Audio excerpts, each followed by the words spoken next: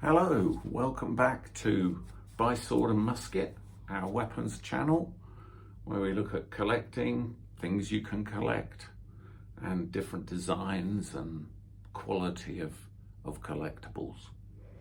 Today, I want to show you a real humdinger of a rifle. This is the 7184 Mauser. It was the first rifle that Paul Mauser actually the Model 71 was the first rifle that was purely a Mauser design and taken up by the Imperial German governments of the time. But this one is, if you like, a further development where alarm was raised within the German military that too many of the opposing countries had repeating rifles, and the Model 71 was a single shot bolt action rifle. So Paul Mauser looked into altering the Model 71 and making it into a repeater. And there were plenty of other repeaters around at the time that all used different methods. But what he went for was a tubular magazine repeater, much like a Winchester. You know, the first rifle that comes to mind really is the lever action Winchester, which feeds from a tube magazine. Well, amazingly enough, he pulled this off, and a tube was fitted underneath the barrel, runs the full length of the barrel. You can see the end of the tube here, but we'll look at that closely in a minute. The stock obviously had to be altered or bored, and he developed a lifting mechanism which would lift the next bullet that was pushed into it as the lifter presented itself or the previous round was cleared. So this is the 7184 that he came up with. This rifle was actually made in 1888. It's got a clear marking here on the rear part of the receiver. What happens, or what you tend to see with these rifles on the antique market, are some really beaten up, chewed up examples, but some almost immaculate examples. And I would call this one of the latter. And there's a reason for that. There's a reason why these rifles can be found in such stunning condition. That is basically almost as they entered the factory to be altered into repeating rifles, they'd almost become obsolete, because the Lebel rifle was the Model 1886 Lebel was being produced, and that was shooting smokeless powder ammunition. So when these rifles were finished and put into service or ready for service, you had the 1886 Lebel in service as one of Germany's main enemies in France. So it was practically obsolete. So many of these, in fact, just went into storage or were issued to second line or lesser important troops. I think this one, for instance, may have just gone straight into storage because its condition is so good. The bore is immaculate, and externally both the woodwork and the metalwork are in very, very fine condition.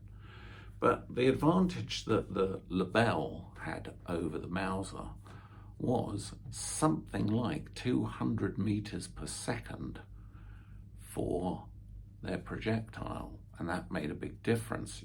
You know, the Model 86 Lebel was producing 620 meters per second for its projectile, but the Mauser was only running at 430 meters per second. That's quite a difference.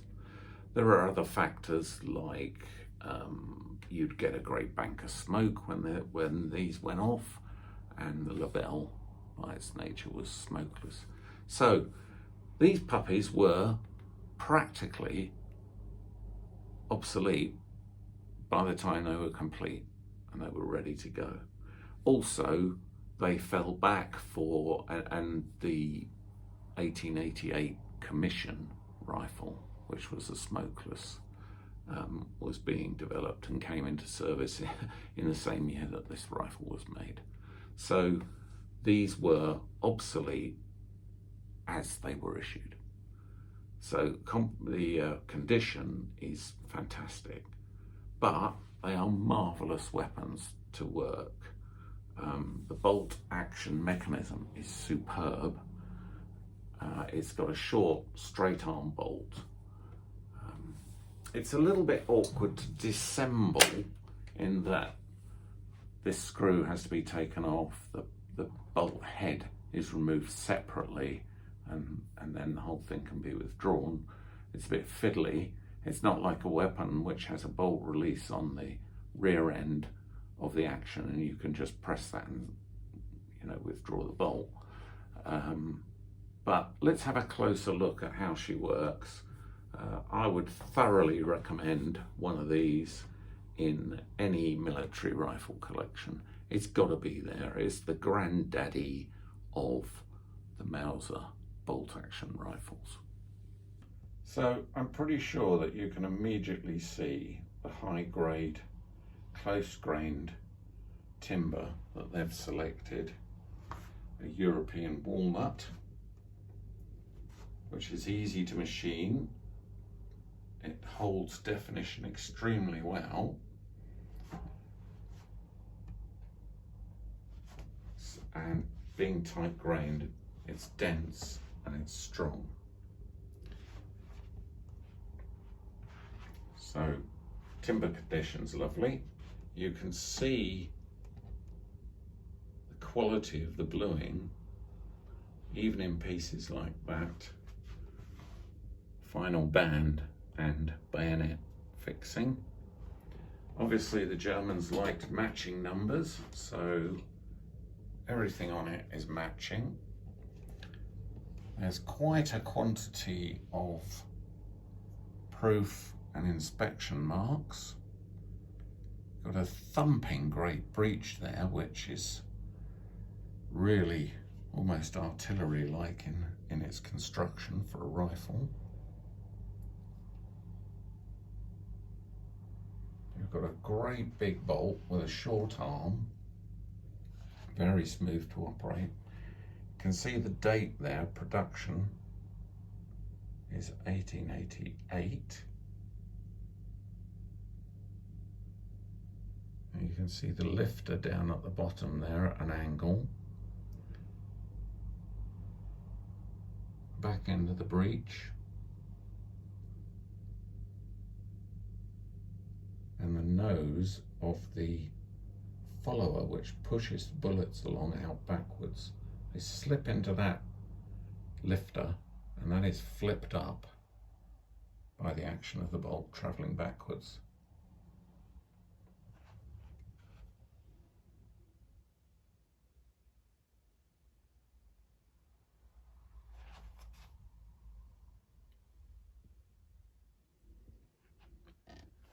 On the front here of the stock, you can see these superb cartouches, Frederick Wilhelm.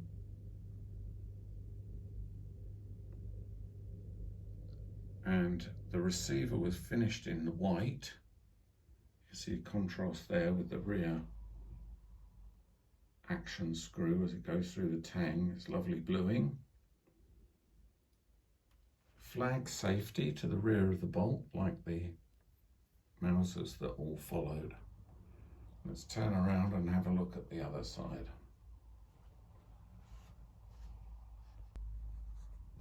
There are the rear sights in the upright position.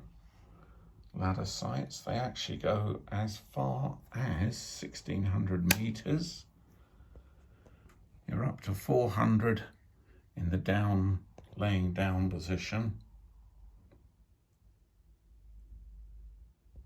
With a nice clear open U aperture.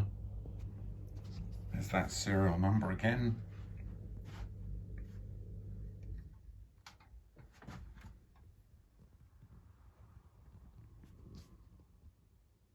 A repeat of the serial number, last part.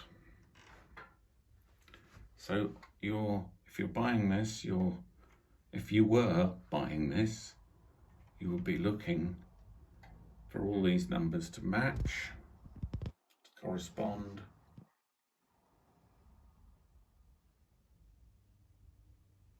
That is a stacking bar on the end.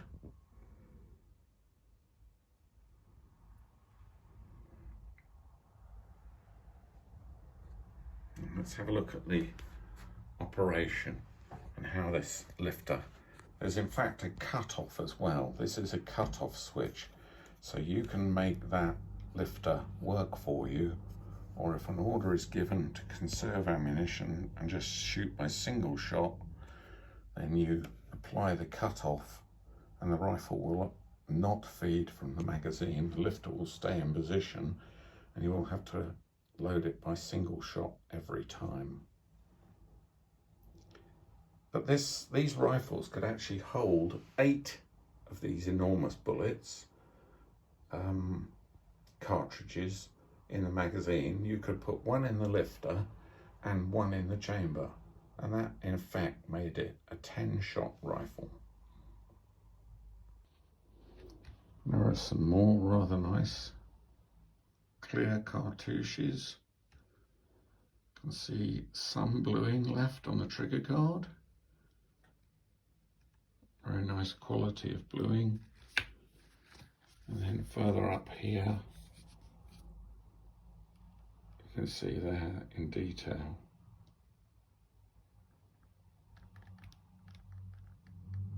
Even screws numbered and accepted. This is a repro sling, obviously, because it would never be in this condition if it was genuine. Just to look at the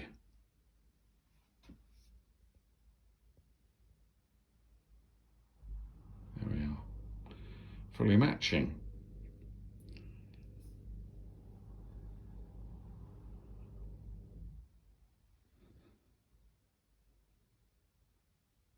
These are beautifully made, beautifully constructed rifles. So coming back to look at the action, how it works. At the moment, there we go, close the rifle. So it's loaded, perhaps, bring it back. And that rapid action has flipped the lifter upwards. Before it has done that, it has actually ejected the previous cartridge using this ejector hook here. And then once the cartridge is cleared, the bolt hitting the back of the lifter flips it up, because that's pretty much spring-loaded as well.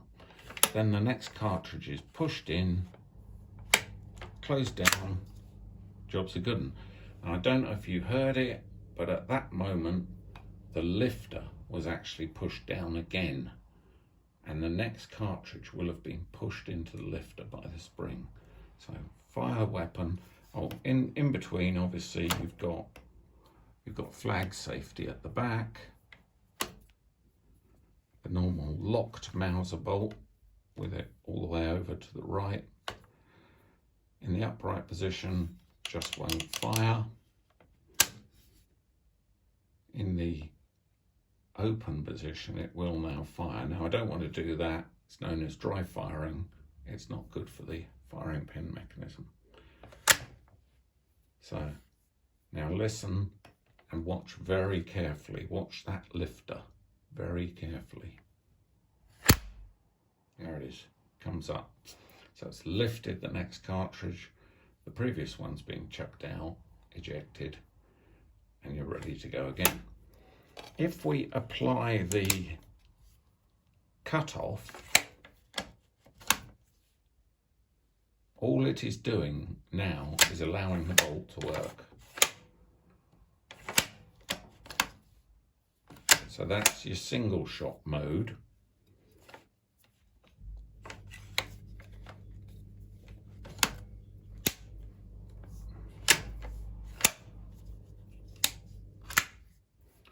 Back into repeater mode.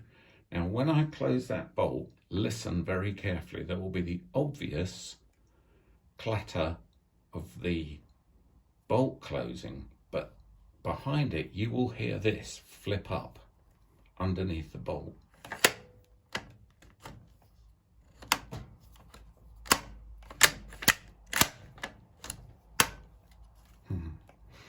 Maybe I've got to go through the whole cycle. There, it was behind the bolt, and can guarantee to you that that lifter will be down at the moment. Yeah. So it's very clever. It comes up on opening, fully opening. It goes back down on closing. As the bolt comes over, you can hear it go flip. Here we go again. Listen to it now. There. That lifter is down. Bolt in position. Ready to fire. Okay, so that is the 7184 in all its glory. And it is a beautifully constructed and beautifully preserved example of Paul Mauser's first magazine repeater.